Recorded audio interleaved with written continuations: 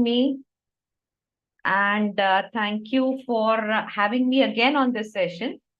We are into the second paper of the MA Semester 1 NEP syllabus, and we are into the third unit.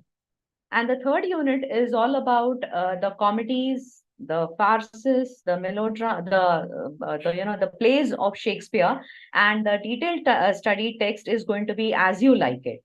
So I'm going to take you through another journey this time with the background writers as well as the background topics as well as the detailed text that is As You Like It. Let me share my screen first. I hope this is visible.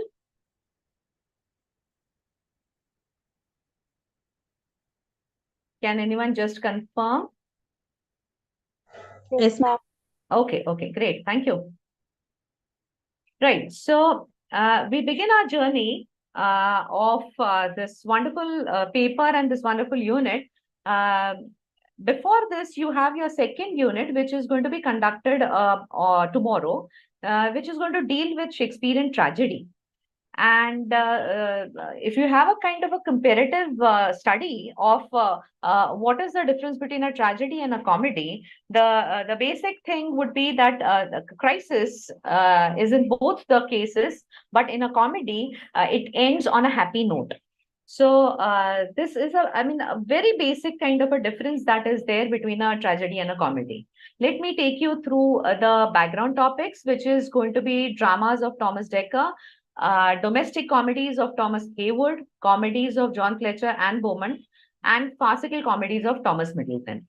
So in this section, students, what you need to do is you need to go to your internet and try to find out all the books which are there and try to find out the text as well as a very brief summary of what is there in the text. Here in this case, because of lack of time, I have picked up the names of the plays, the dramas that these writers have written, and all of them naturally belong to the late part of the 16th century and the early part of the 17th century. And along with that, we have the detailed text As You Like It by William Shakespeare. If you look at the first topic of our background, we have dramas of Thomas Dekker, and the age is 1572 to 1632 when Dekker wrote these dramas. So he was an English Elizabethan dramatist and pamphleteer, and a very versatile and prolific writer. Now he is mostly known for all kinds of the depictions of London life. So you have an urban setting, and people, the way the people in the cities lived, the way they dressed, the way they spoke, the way their thoughts were. Everything is captured in by Thomas Dekker in his dramas. A few of the names have also been mentioned over here. You're requested to go back and collect more. The some unique thing that I found was the Bellman of London. This is a series of pamphlets which has been written by Thomas Dekker, and it is about the contemporary criminals and confidence tricksters. So it's a kind of a diary. So it's a pamphlet basically, but if you look at it now, you can get a whole a cross section of the whole London society, including the criminals, okay, of the contemporary criminals which were there. And these are some of the names we have mentioned them: Old Fortunatas, The Shoemaker's Holiday, a very renowned play by Thomas Dekker, Last Dominion, Satyromastics, Blurt, Master Constable. And these are just names that I'll mention this, that these are the names that I have mentioned, but you're requested to go back and find out more about these plays. Now, if we move on, and if the next topic, before the next topic begins, it is about a domestic comedy. So what is a domestic comedy? And as the name suggests, and we are very familiar with this because we can equate it to the serials which are there nowadays on our television sets. And we are so much glued to the set, the coaches that are there, because we find great similarities between what is going on in the serials and our personal lives. So, domestic comedy is a form of drama. It is a story about the either the upper middle class or the middle class, specifically the life and the characters also, and they are concerning family situations and problems. So, as I told you, we find them very relatable. Okay, so that's what a romantic comedy is all about. There are certain qualities which are commonly found in the domestic comedy, and it these qualities are like it will have, the characters will have a lot of warmth in them. There will be all kinds of family relationships. There will be you know, in a family, naturally, the elder generation as well as the younger generations are there. So, morally speaking, some kind of didactic purpose is also there in these domestic comedies. So, moral growth and the inclusivity of the audience. That's why I equated it with the serials that we see on the television in this century. So, the audience is also included. Okay, in this. So similarly, I mean, the domestic comedy, if we go further, we have the domestic comedies of Thomas Heywood. And if you look at the age, it's 1570 to 1641. So it's 30 years of the 16th century, as well as a larger part is of the 17th century also. So he was a playwright, an English playwright, an actor, and an author. And his masterpiece is A Woman Killed with Kindness. Now, this is one of the earliest middle class tragedies. And if you go and look at the whole story, you will find a lot of similarities. I mean, the theme that is there is very common. I mean, common in the sense now we feel it is common because majority of the serials which we see are somewhere loosely based upon such domestic comedies. There is another masque written by Thomas Heywood, which is Love's Mistress, and another important prose work by Thomas Heywood, that is an apology for actors. Now, this is an account of actors' place and dignity and their role in society since antiquity. So, because he was not only a writer, but as you know, he was an actor also. So, somewhere he is you know, justifying his place. He wants that dignity for an actor. With this, we can understand that the position of actors in the 16th and 17th centuries was very different than what the artists they enjoy a good position now in society. Now, moving further, I would like to take you to the comedies of John Fletcher and Beaumont. And we all know that they have always, their names are so much attached to each other.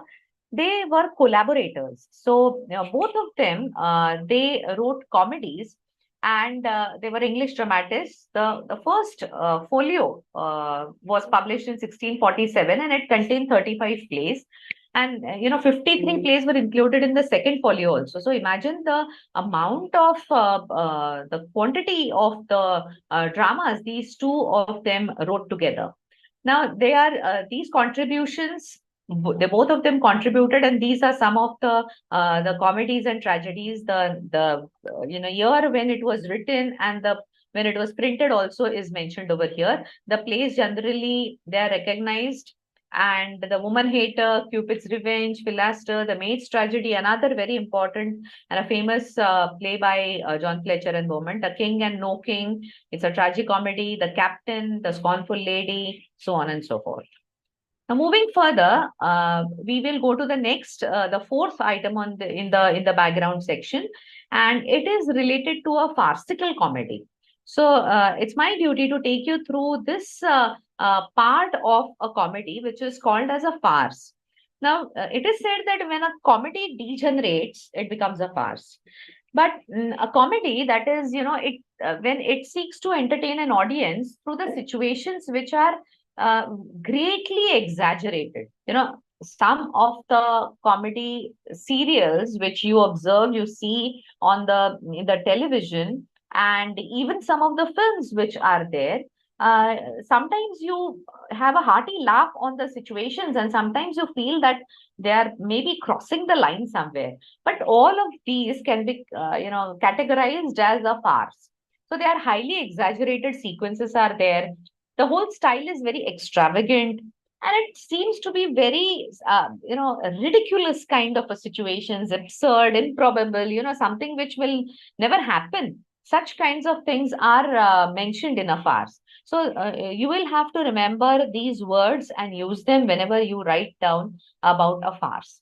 Now, the purpose of a farce is to make the audience laugh, as I told you. But then the situations which are included for the audience to laugh sometimes tend to be very absurd. Sometimes they are very bizarre, and the characters are also equally, you feel like as if such kind of foolishness perhaps nobody will do in real life.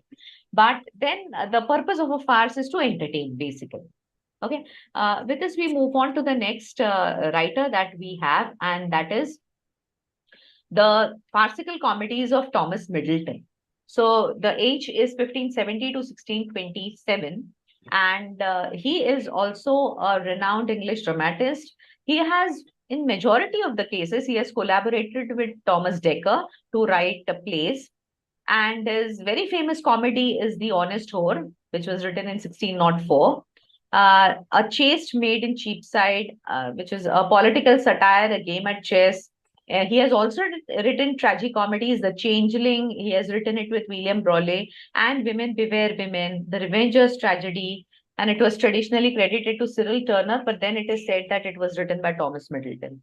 The interesting fact over here is all the writers which we have included in the background section, the drama written by these people is asked, but if you look at it closely, and you can find some evidences also that in those times it used to be collaborative ventures. It was very few times it was written by one writer.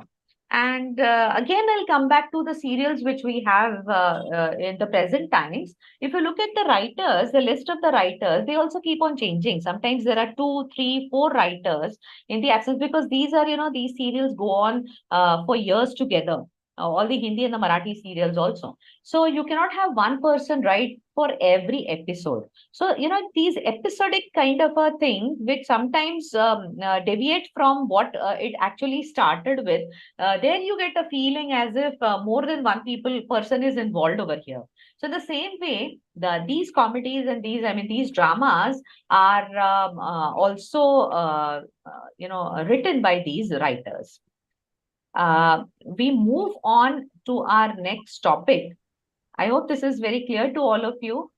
We will move on to our next topic, which is obviously the detailed text, and we start with the Shakespearean comedy. There are certain, what is a Shakespearean comedy, and certain characteristics of a Shakespearean comedy is what we are going to discuss in this section. And then we move on to As You Like It, so that when we go through the individual acts and the scenes and all, you will have, have a glimpse of how this is a typical Shakespearean comedy. For example, if I talk about love and marriage as theme, if I talk about humor, if I talk about maybe songs, because music is also an integral part of this, you'll find all of it in As You Like It. So let us move on and see what a Shakespearean comedy is all about.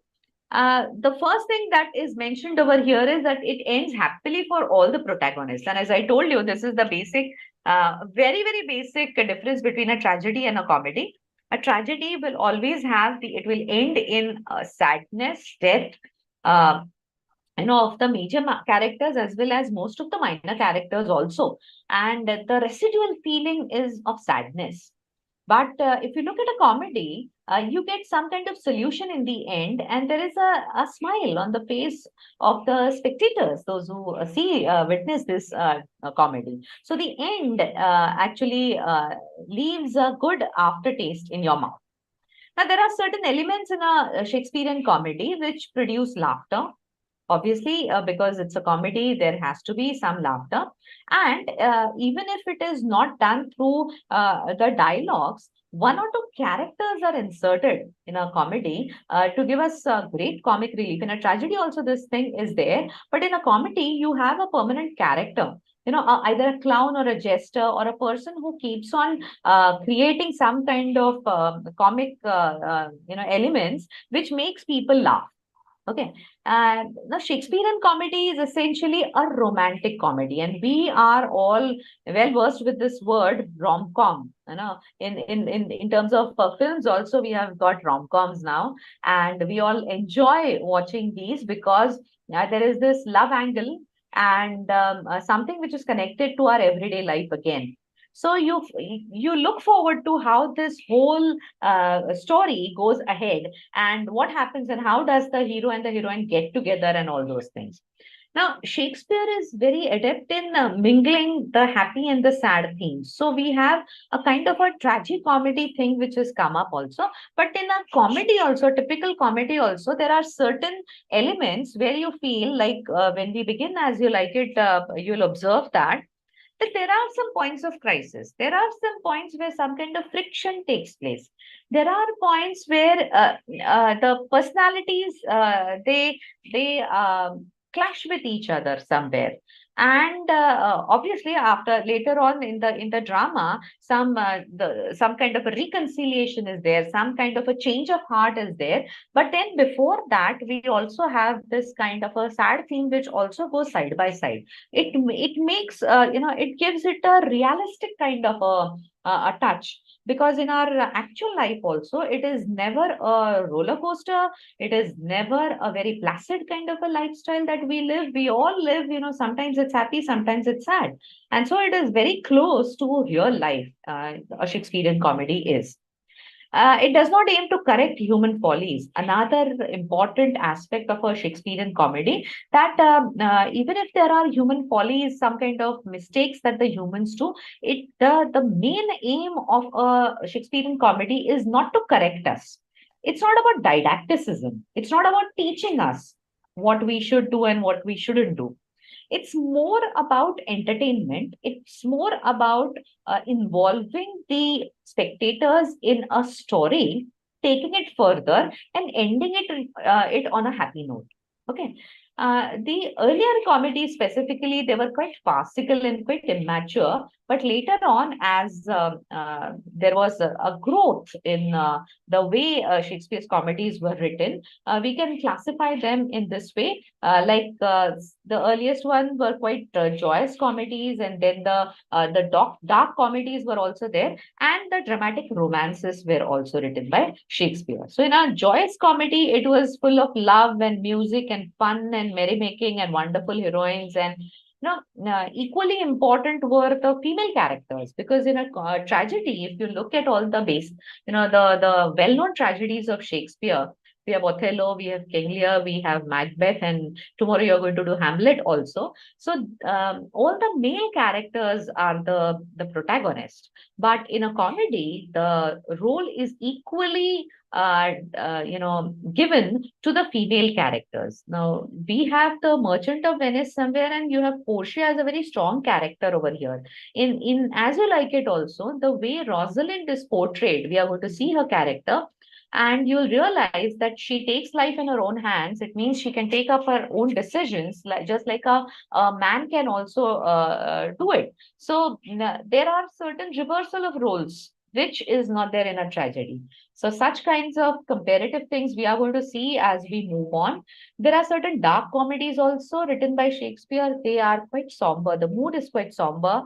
There are some dark and tragic sequences written.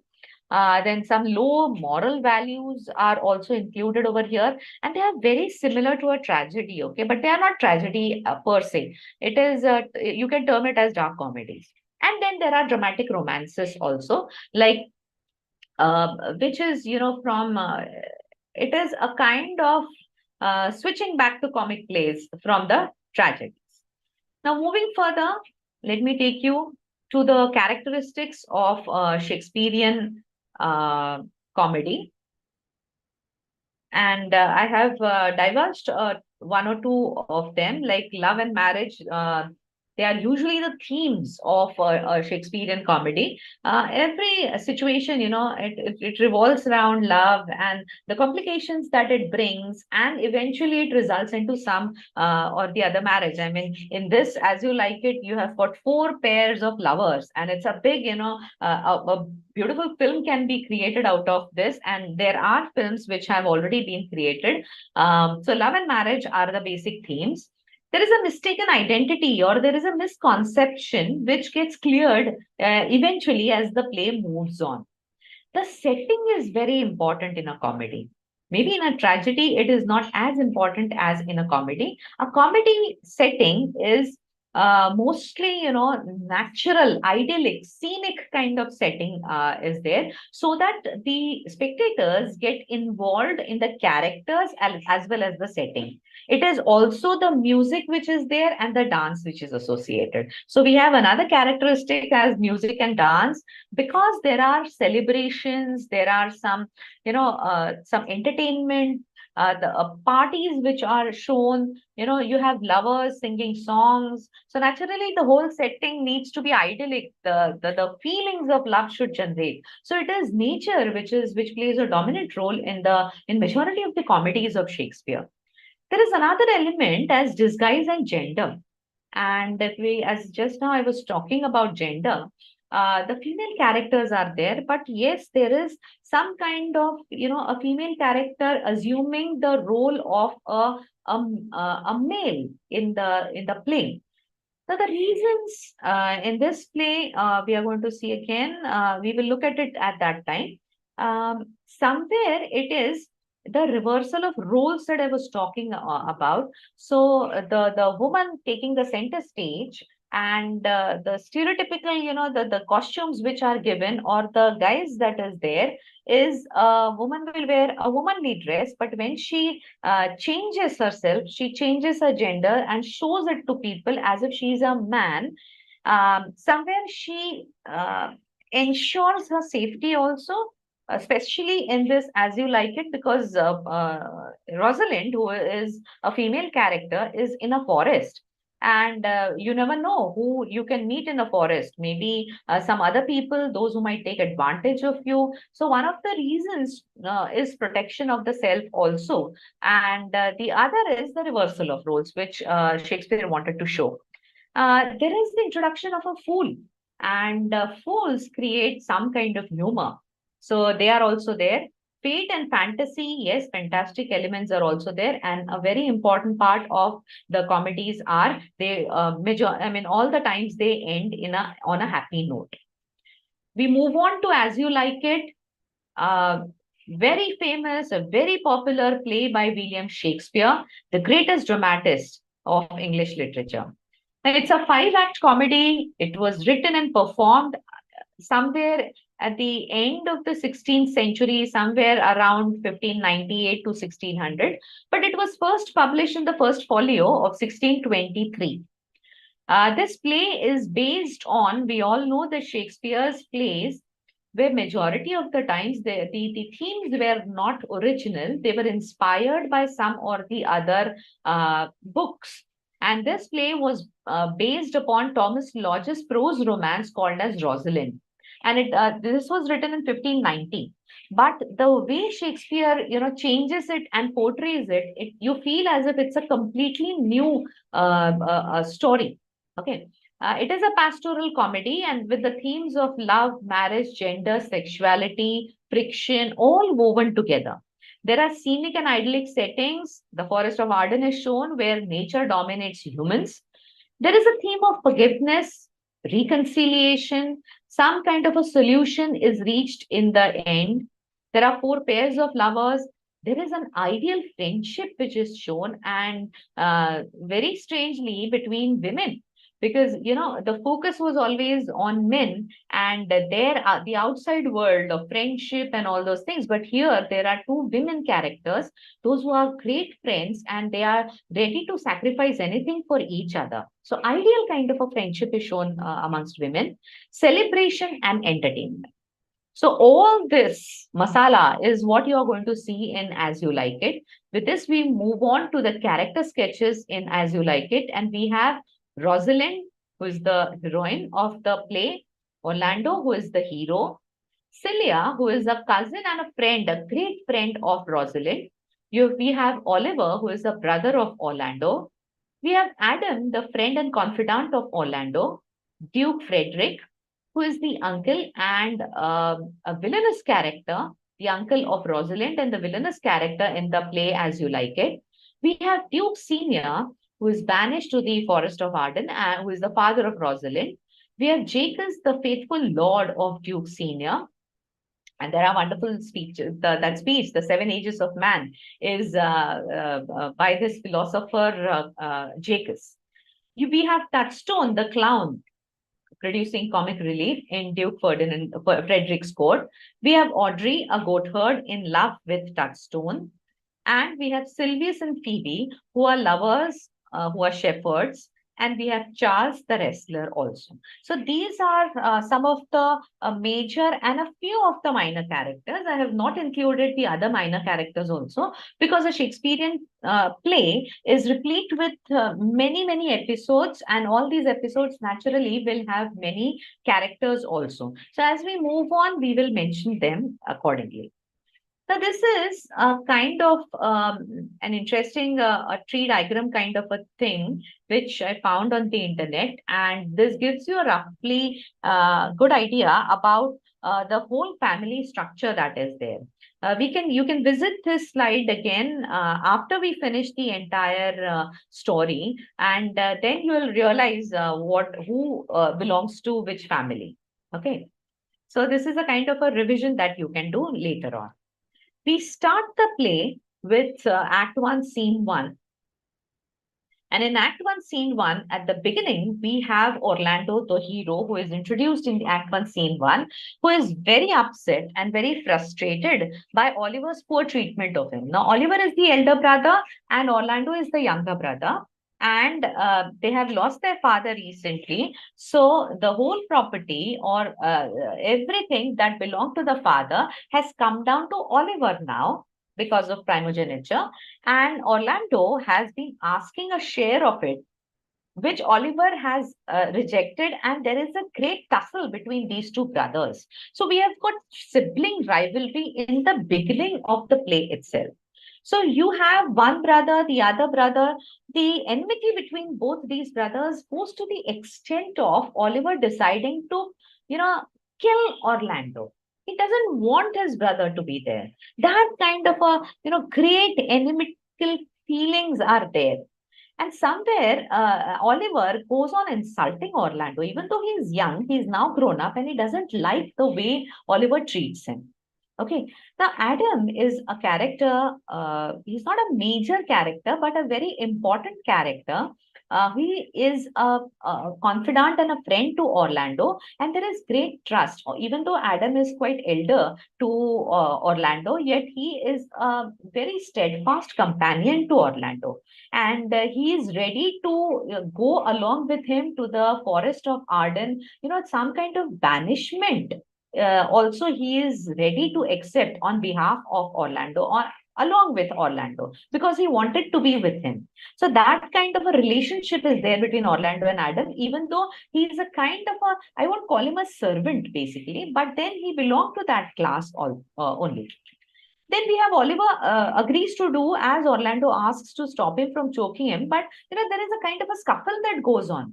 And Oliver, arranges a kind of a wrestling match in which there is Charles the wrestler, who is very strong and who is ordered to kill Orlando in the match. That level of negativity is there in the beginning, in the first act, first scene itself. Now, this is all done, but somehow, because Orlando is also very courageous and very brave, and he also knows wrestling, he somehow escapes from the clutches of Charles.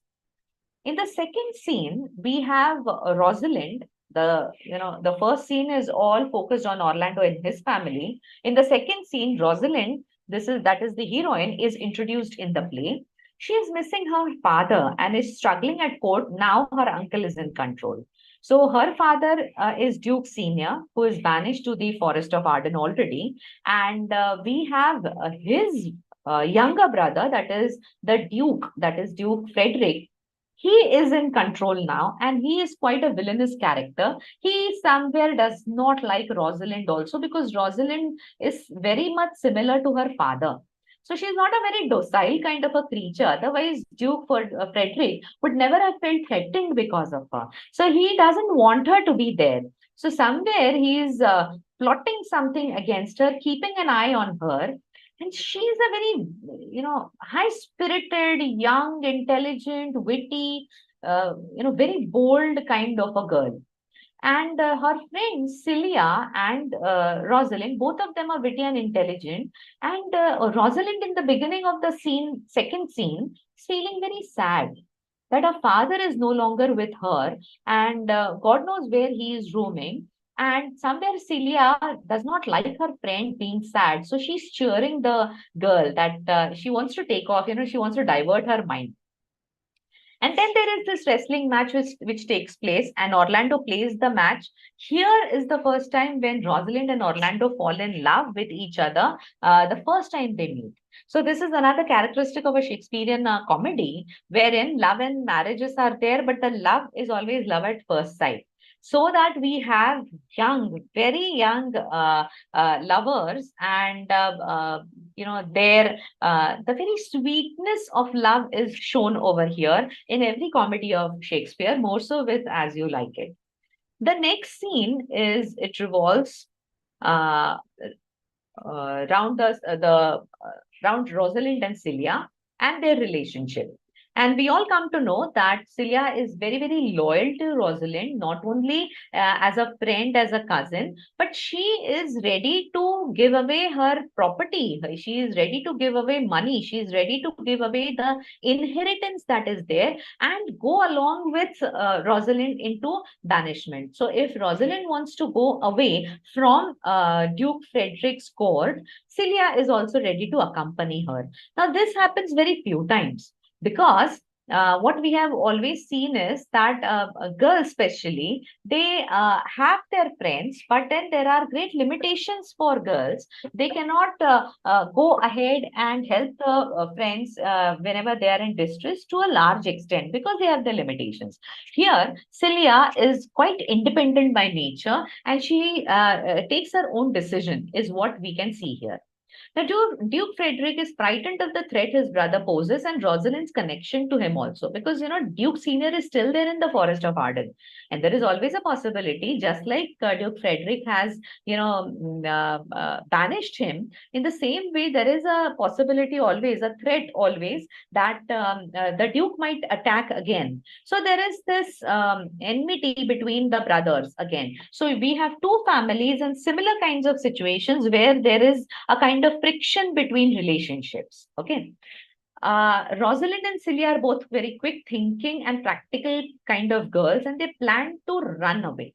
Now, this is, they want to change their situation. How far are they going to live under this threat, under the constant problem that is there, and the kind of that Duke Frederick might anytime attack them, or banish them, or maybe put them behind lock, or something like of that sort might happen. So instead of that, they they choose their own destiny. They want liberty, they want freedom, and both of them decide to run away. So at night when they sleep, the maids are there, and these maids, they see to it that the girls are sleeping well. And in the morning when the maids wake up, the two girls are already, they have disappeared. Okay, so they have changed this kind of a challenge into a kind of an opportunity where they can take decisions of their own life.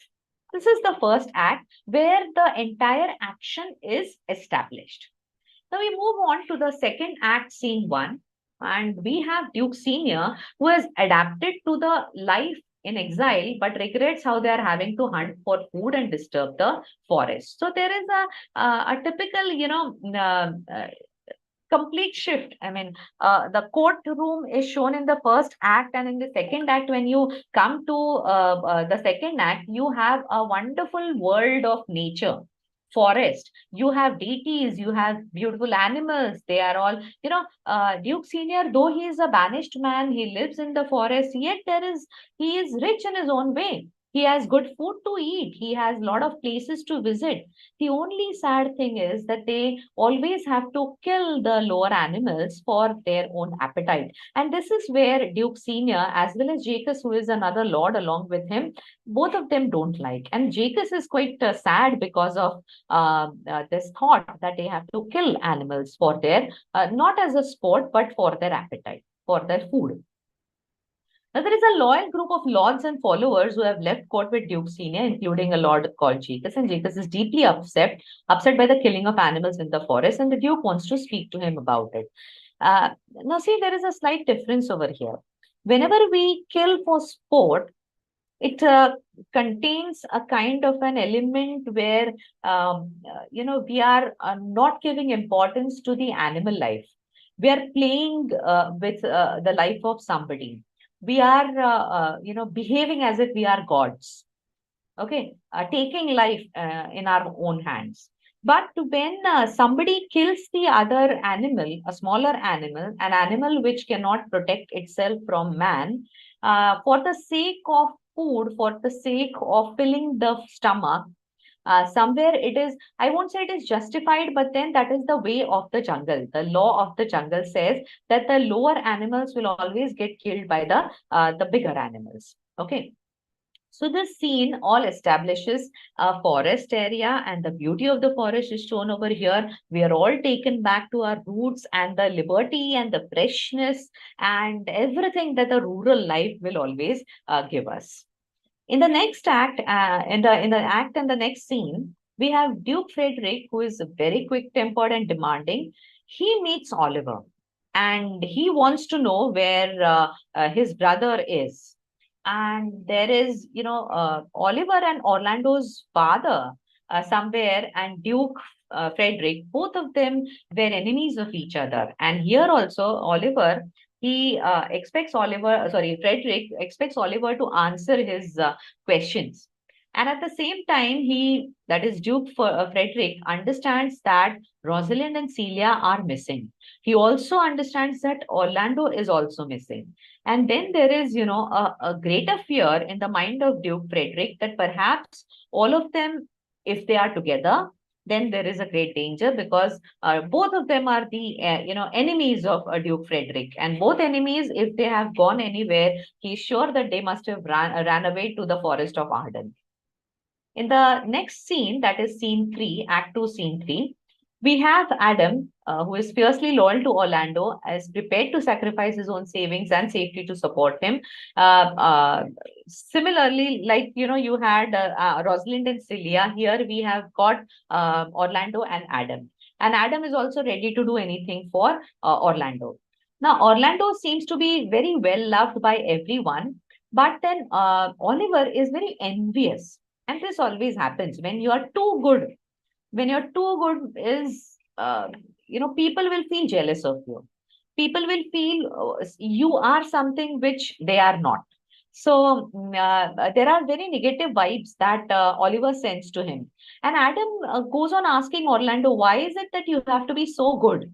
Okay, and your brother envies you for your goodness that is there. And Oliver is preparing to kill him, burn the lodge, the house that Orlando lives in. So if such a situation is there, it is, the Adam suggests to Orlando that both of us should leave this house and go away. Instead of getting killed, because I can see that Oliver is preparing to kill you, and there is a great possibility that that night itself, Oliver would burn the whole house of where Orlando was living. And so, in the nick of time, somewhere both of them decide to move on. In the next scene, that is scene 4, we have the forest of Arden, and we have an old shepherd called Corin, who is very worldly wise, who is quite wise. He has plenty of life experience, and we have Duke Senior also, who, rather than continuing to seek Duke Senior, we have Rosalind and Celia over here. And when they have come to the forest of Arden, they have no place to go, basically. They go on asking people where they can find some kind of place to stay. And as we know, there are no hotels or places in a forest where women can stay. Because they need security, they need safety, they need protection from not only the wild animals, the other men around, but even nature. it can pose a big problem if any kind of natural calamity takes place. So before anything bad happens to them, Rosalind and Celia, both of them decide to buy their own property in the forest and make a house for themselves. So, this is a big decision on the part of females. And here they're taking control of their own life, it seems. As Duke Senior has also created a life for himself, here Rosalind also carries the same kind of attitude, and she also wants to make herself comfortable over there by having a house. Now, the forest is a place presented as a place of love, and Corin reveals the many times he has fallen in love. We have another pair of lovers over here, Sylvius and Phoebe. And Sylvius is passionately in love with Phoebe, but Phoebe is not reciprocating, is not giving back the love. But both of them are, they are shepherd and shepherdess, and they are Sylvius is trying to woo Phoebe in his own way.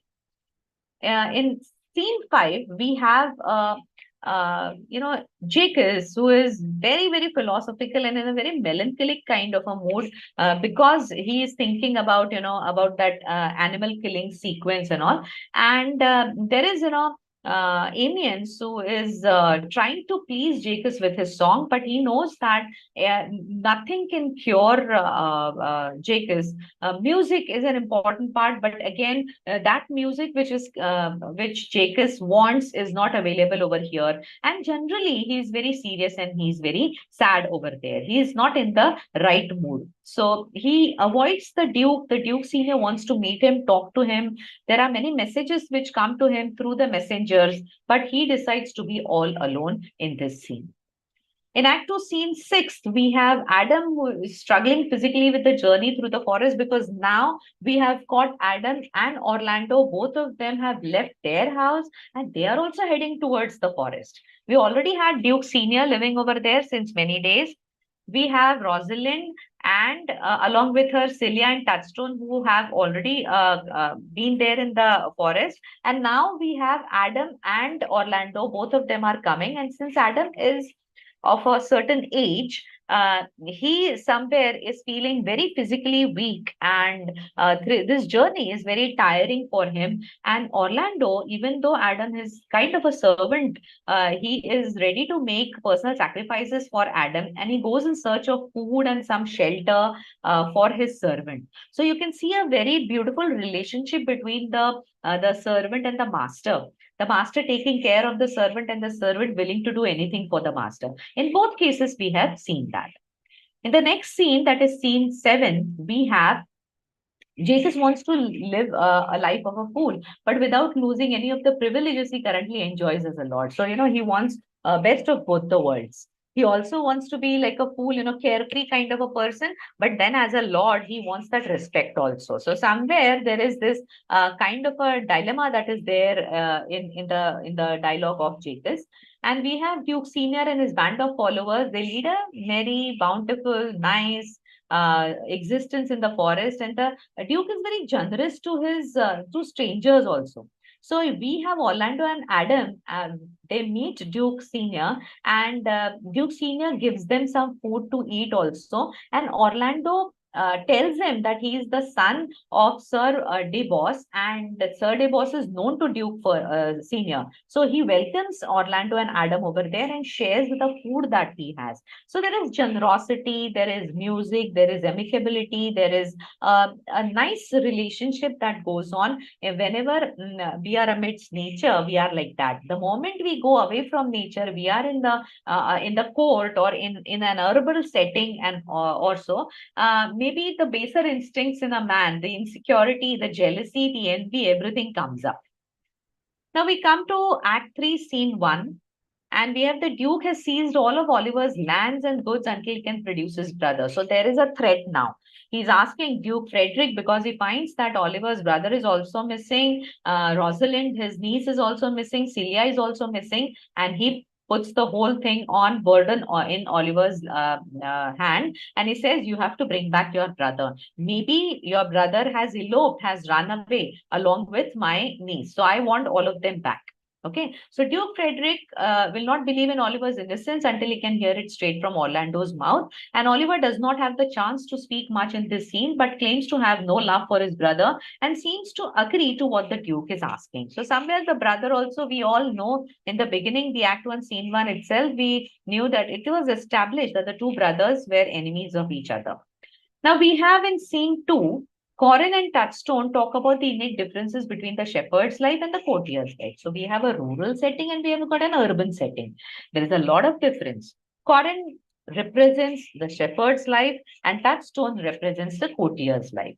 Now we have Celia over here who is enjoying playing games with Rosalind in their conversation. So in the beginning, we had talked about Celia and Rosalind, both of them being very, very witty. And we can see some exchanges over here in this scene. We have Orlando who is full of pretty answers in this conversation with Jake is showing that he has wit and intelligence. And Rosalind is now meeting with Orlando while still in disguise. Okay. And, in this scene, she has already taken the form of Ganymede, who is a male form that she has taken. The costume that she wears and the way she behaves and her attitude that is shown is all of a male. To the extent that as Ganymede, somewhere Rosalind, because she wants to show people that she is a man, she goes on criticizing women also. Now, this is somewhere, when it gets too much, Celia doesn't like it because Celia herself portrays as if she is somebody else. Okay, she somewhere does not like the way Rosalind is talking about women because as a woman, she's proud of being herself.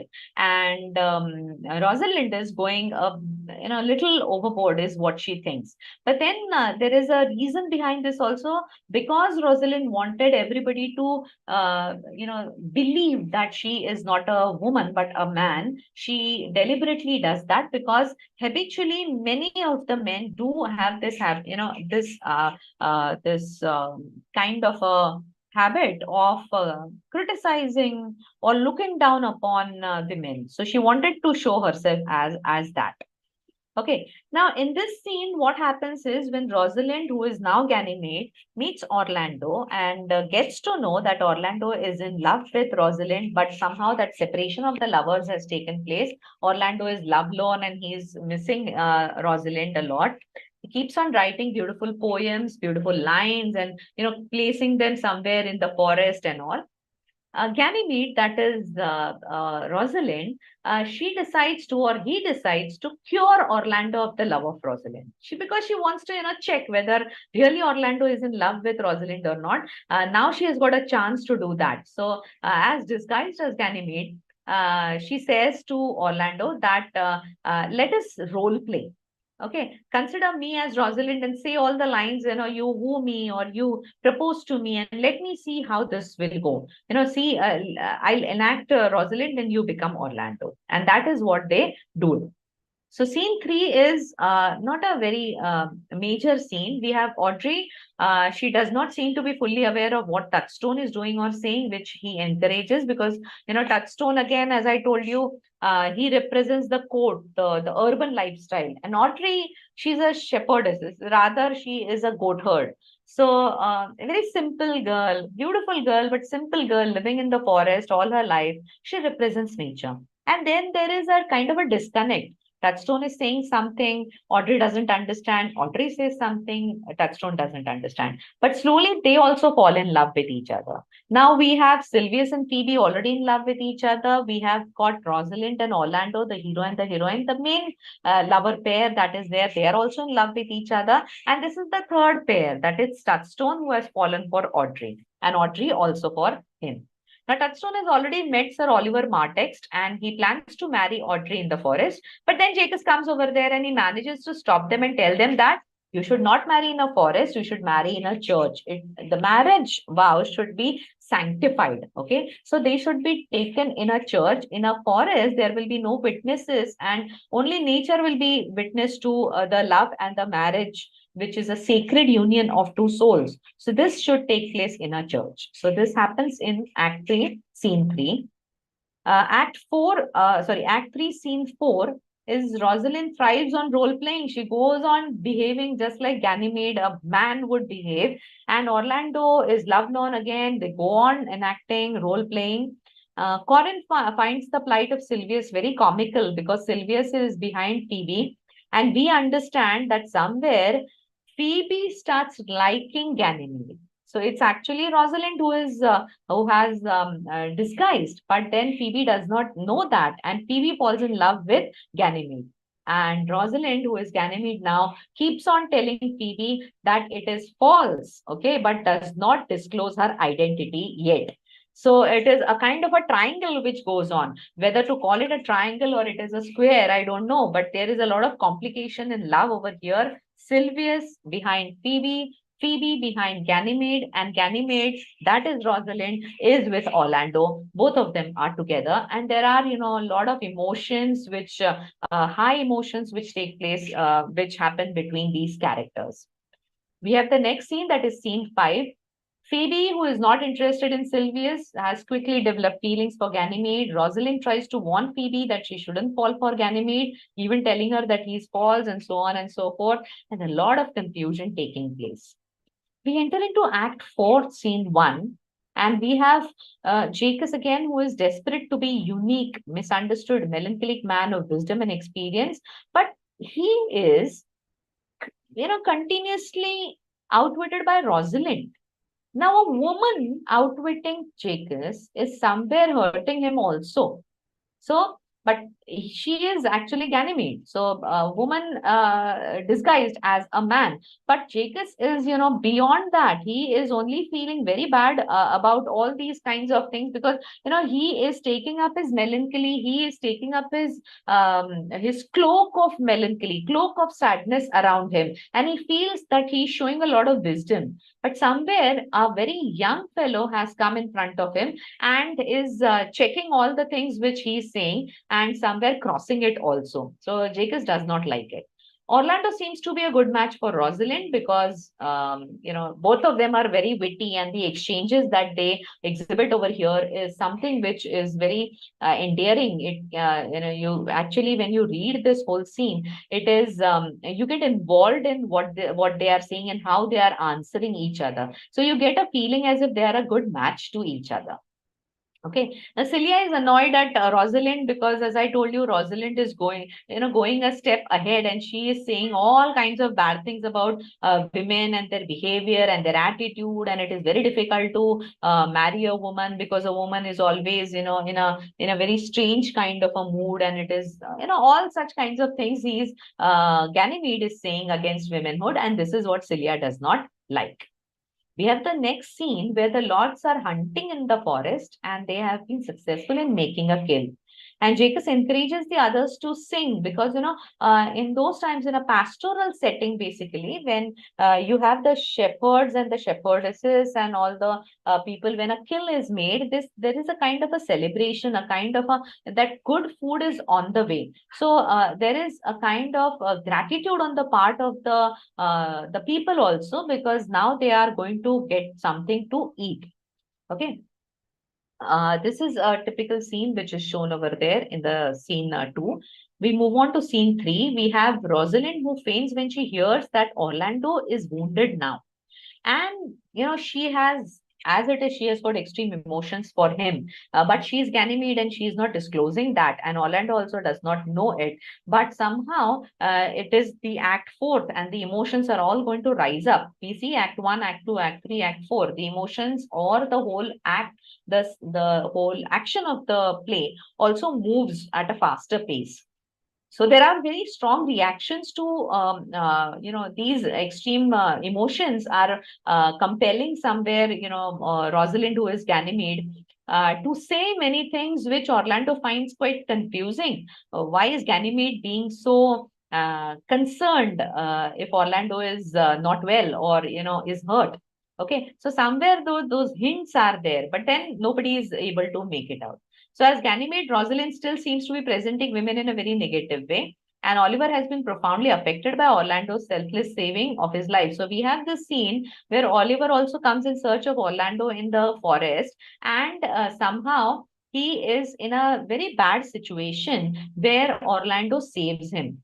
So even though it is whatever inimical feelings are there between brothers, it is finally the blood bond that becomes very strong. And Orlando is very selfless. And as it is, Adam has always says that Orlando is very good at heart. So he does not want Oliver to suffer. So he saves Oliver. And Oliver understands that Orlando is a good fellow, and the inimical feeling, it all dissipates, and there is a positive transformation as a result of this. So now the struggle, the friction that was there between the brothers in this Act 4, Scene 3, everything is going to be minimized. Rather, they are going to become best of friends. So, brothers, best of friends also.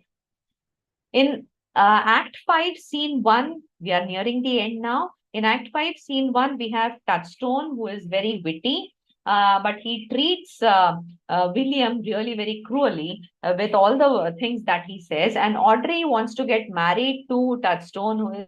She is very impatient to be with Touchstone. She is a very sweet girl, and she is in love with Touchstone. So this scene is all about that.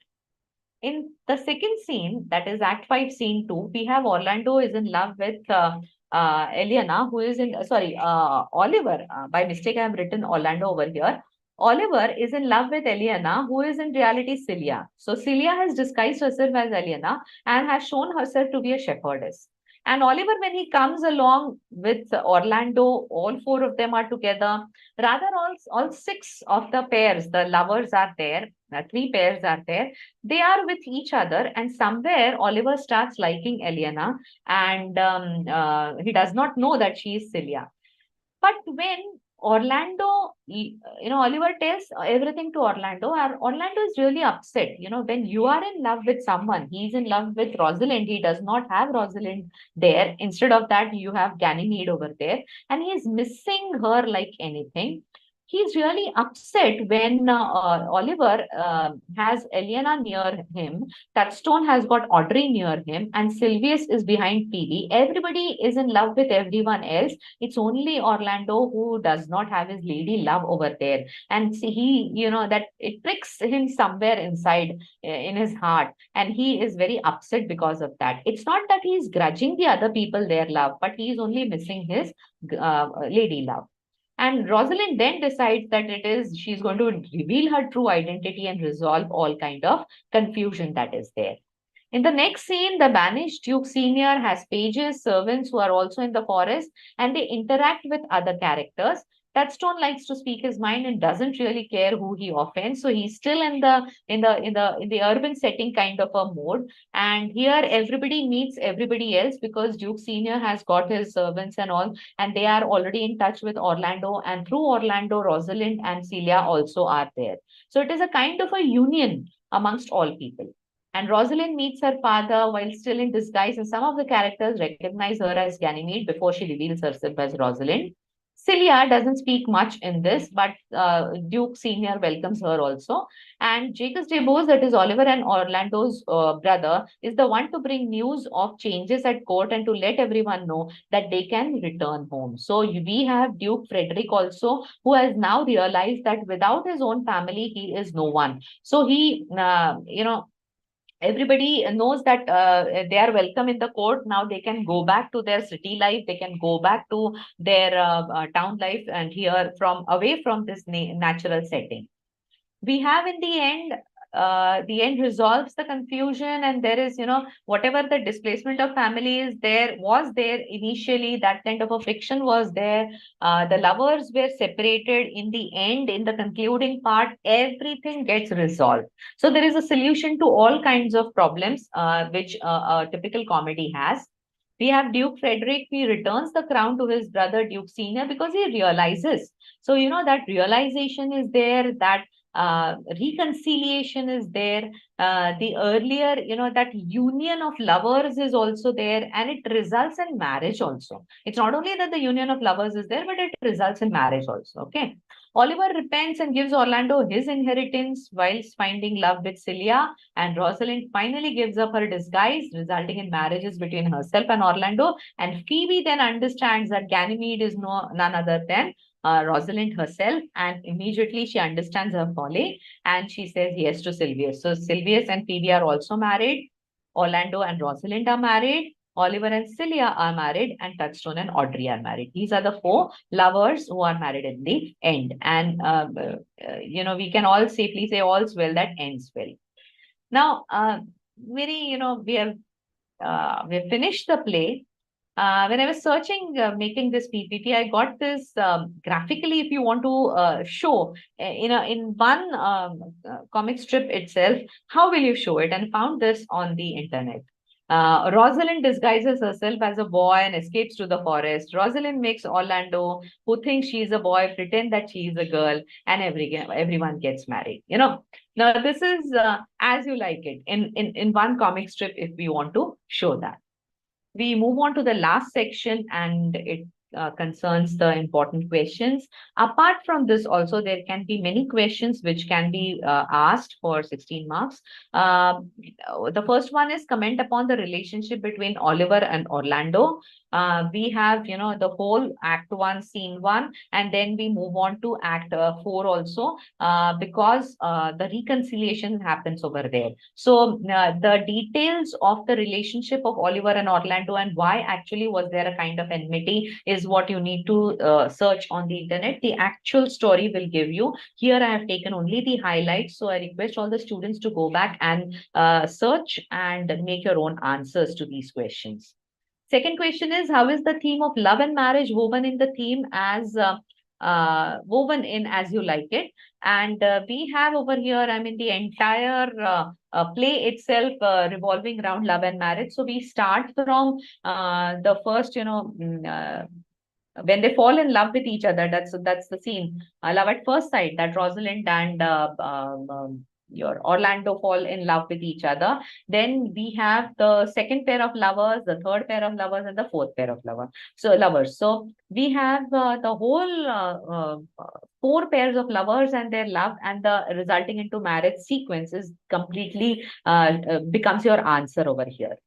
The third question is, describe the life of Duke Senior in the Forest of Arden as shown in As You Like It. And here we have, the whole the sequence where Jacques is feeling very sad, and then he has the 7 ages of man, because he becomes very philosophical, because they have to kill other animals every time to eat, because otherwise they would not survive. So because of the survival aspect, they have to go on killing, and that is where the Duke's life, somewhere the Duke is happy otherwise, but this is only one aspect where he is somewhere he has not reconciled somewhere, and you will have to explain the entire sequence where Duke Senior and his own men, the pages and the other servants and the hunters and all those people are there, and how they live, how they survive over there, how generous Duke Senior is. He invites Orlando and his companions for a great dinner.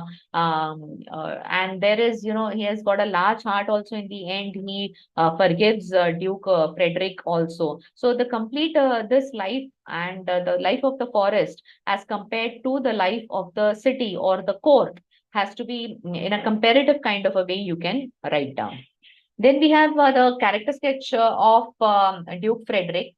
Along with this, we can have the character sketch of the major characters also, like we have Orlando and Rosalind. We have Rosalind and Celia. The female characters can also be asked over here. We have the character of Oliver also, because Oliver is one character where there are changes. Initially, he is shown as villainous, and there is some kind of reconciliation because he realizes that realization aspect is there and that change takes place. So again, his character can also be asked. The next question can be comment upon Rosalind as Ganymede in the play as you like it. And not only the physical change that takes place in Rosalind when she disguises, we will have to also talk about the way she conducts herself and the topics on what the topics that she speaks. Especially the way she portrays women, other women, she belittles them deliberately. She does that, and she does not disclose her identity in the beginning. When she finds out that Orlando is madly in love with her, even at that point she does not disclose. But in the end, she has the patience to keep that secret also till the end. So again, we'll have to comment upon all these things when you write down this answer. And the last question I have taken up over here is, why do Rosalind and Celia run away from the court of Duke of Frederick? Actually, this should be the earlier one, because if we take up the sequence, it's the first act itself. The second act itself, where we have the Duke Frederick, who is very envious of the niece, and his ways of running the court is also not acceptable to Rosalind, and she wants a free life, an independent life, a life of her own, on her own terms, and that is where she and Celia, they run away. So the whole sequence is where you will have to include it in your questions. With this, we come to the end of the background topics as well as Shakespeare's As You Like It. I hope I've made it quite clear. You can revisit this video and clear your doubts. This is not enough for all the students. Students should go back to the original text and read all the paraphrase which is there and form your own answers. With this, I come to the end of the entire presentation, and I'm very thankful to each one of you to be a part of this presentation, as well as to the organizers. I'm thankful to them to give me this chance. Yeah, thank you so much, ma'am, for a very informative and interesting session on As You Like It. Thank you so much. In her presentation, Madam highlighted all the topics prescribed in the background section of this unit. She explained the features of Shakespearean comedy and all the important aspects of As You Like It. The presentation was really in a very detailed manner. On behalf of the host institutions, ma'am, I express humble thankfulness to you. Thank you so much. And as Madam has suggested that the students should go through the text to understand the play in a very well manner. Thank you so much. Thank you. Thank you, everyone. We'll meet tomorrow with Dr. Dabir Madam, and we'll have the next, that is Unit 2.